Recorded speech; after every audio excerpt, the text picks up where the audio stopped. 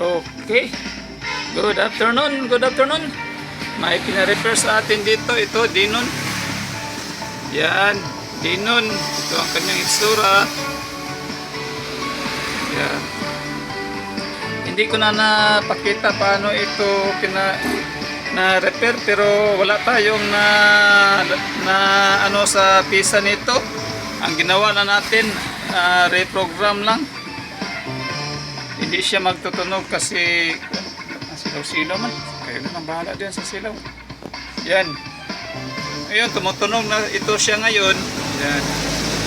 Naka-stereo na. Tapos ang ginagamit natin is USB. Yan. Tingnan natin sa video. Ito ngayon, dito nakalagay siya sa in. Yan. Ito. Tapos ito. I-share ko lang sa inyo mga katek. Kasi pambihira lang itong ganito. Ito pala mga katek. Ano ito, paggamitan mo na siya, kung paggamitan mo na siya ng USB, ito ang magpa-function, ito lang dalawa, front, left at saka right. Itong center at saka surround, yan, hindi yan magpa-function pag analog ang gagamitin natin. Ito pag naman ang gagamitin natin, ito dito mga HDMI, Blu-ray, saka lang ito magpa-function, ito sila. Pero pag analog lang, ito lang dalawa ang magpa-function, ito. Pero ginamitan ko siya ng Bluetooth, mag-function ito lahat. Yan, magpa-function yan lahat. Yan. Hindi ko na napakita ang pag-program kasi hindi pa ako masyadong na dito kasi first time ko pa lang ito na so, program lang pala ang sira.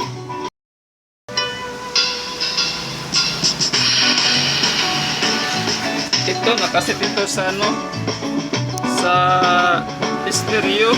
Yan, pag magamit tayo ng analog nito, dapat iset natin siya sa stereo. May kasi dito, may sound mode kasi ito. So tingnan natin kung saan natin siya malagay. So function ang pag siya, pa-function pa lang ibang niya. Okay. Yan ang function. Ito siya, naka DTS, New 6, naka Cinema. Ito, music, ito siguro ang niya, multi-stereo. Tapos virtual, direct. Yung direct, hindi yan function ng bus. So, dito na ako nalagay sa stereo, left and right. Okay, dito. Testingan natin yung baka mag-music siya sa yung tinatawag na at yung dual multi-stereo. Testingan natin, ilagay ko doon sa yung mga speaker, yung mga terminal doon kung mapa-function ba, ilagay ko muna. Yan, ilagay natin siya sa multi-stereo. So titingnan natin sa luyo, baka tumutunog na kasi nakamultay na siya. Okay mga kanyubi, mga katek, pwede din siya ma-function siya kahit naka-analog. Ilagay nyo lang doon sa setting na multi, so okay siya, function siya lahat. Function lahat mga kanyubi. Pasensya na kayo kasi yung isang kamay ko sa cellphone. At least may naman tayo. May bang tinatawag dito? Matutunan naman tayo kahit kunti sa mga ganito kasi bihira lang magpa-repair ng mga ganito mga kadalasan pag may magpa-repair dito, ng mga technician, binabalibara na kasi ang kuti-kuti. Pero okay siya. Function siya lahat. Ko muna itong cellphone ko. Okay. Yan. natagalan kasi ako sa pagsisetting dito kasi kailangan mag-set kayo dito. HDMI ang gagamitin mo. HDMI ang TV at saka HDMI ang ito kasi hindi mo makikita dito sa sa remote. Pag dito kayo mag-sit sa remote, kailangan mo ng TV kasi nakalagay doon. So ipakita ko yung na-program ko pero hindi ko masyadong na details, hindi ko masyadong na-record yung kinano ko kasi yung pag-program ko kasi kanang minsan maghang, mawala. Anto nakakontinue ako sa naman, step by step naman ang kailangan. Step 1, next, step 2, next, ano ang gagawin mo. Yun naman ang pinaka-importante, pinaka-last, yung yung tinatawag na hidden. Kailangan matuplok yun. Pag hindi yun matuplok, wala. Buti na lang nakarating ako doon sa done. Pag done ko, ayan, okay na, magpa-function na siya. Kasi ang nangyari dito, ang nangyari kasi dito, walang hindi mo ito walang function dito lahat. Tapos ang nakalagay lang dito is setup, use TV setup, yun ang ang nakalagay, use TV setup lang ang nakalagay. So pag nakalagay yun, kailangan mo nang i-program. Tapos pag makita mo na doon sa TV, ito tutuplukin mo lang itong dito sa remote, may setup dito. Ito tutuplukin mo na itong setup. Hindi ko na demo. Ito setup, yan manggawas yan, yung may lalabas diyon nga language. Tapos mo lang dan lang.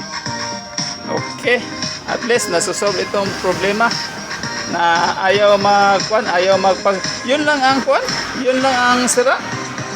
Yun lang yung pag on mo mga ilang seconds, lalabas yung setup TV ang nakalagay. Wala nang function lahat. Dito lahat open mo lahat. Dito kailangan mo pala i-set up HDMI kami dito sloyo. Dito ko nilagay, tingnan natin. Dito ko nilagay. Ayan yan, may ganyan. Yung sa TV nga ginagamitan ko na HDMI, ganito rin.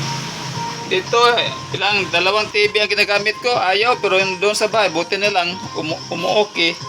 Yan, na-program ko. Ipakita ko yung last na program ko. Hindi ko na video. Hindi ko na videoan. Okay lang. Basta mga ka-tech, share ko lang sa inyo pag may ganito, walang function, tapos yung nakalagay TV setup, kailangan niya i-program yan sa TV HDMI ang gamit. Okay? Okay, yan lang mga ka-tech. Sana may natutunan tayo kahit kunti. Okay? Okay. Ito. Yan. Okay, good morning. Dinon. Good morning.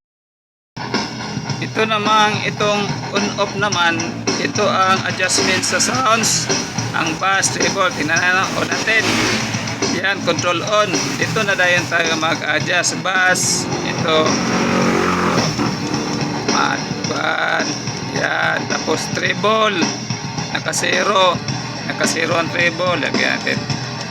Yan. Ito lang, itong on-off, bass and treble. Yan nga, yan nga function. Yan, off. Yan, on. Yan. Ito, dimmer, status, mode, tune. Yun naman lang. Tapos ito ang selector sa sounds. Ito, virtual, direct, stereo, Dolby. Yan, mag-iba-iba ang kuwan niya. Tanong, so mag-iba-iba. Okay, functional siya. Project. Yan. Pero okay. Multi. Pag i-multi natin, yan. Tunog lahat yan. Pero kung stereo lang ang ilagay natin, yung dalawa lang ang tutunog. Okay, tapos ito naman, Ito naman, ito ang selector. Yan, game, Blu-ray, mga ano na ito, mga SDMI na yan. Pero dito, ilagay natin sa ano, pag mga USB ang gamit natin, mga analog, ilagay natin dito sa ano siya, ano, saan ito nakalagay? Doon sa ano, media player yan. Media player natin ilagay, tapos automatic yan mag ano siya sa ano, media.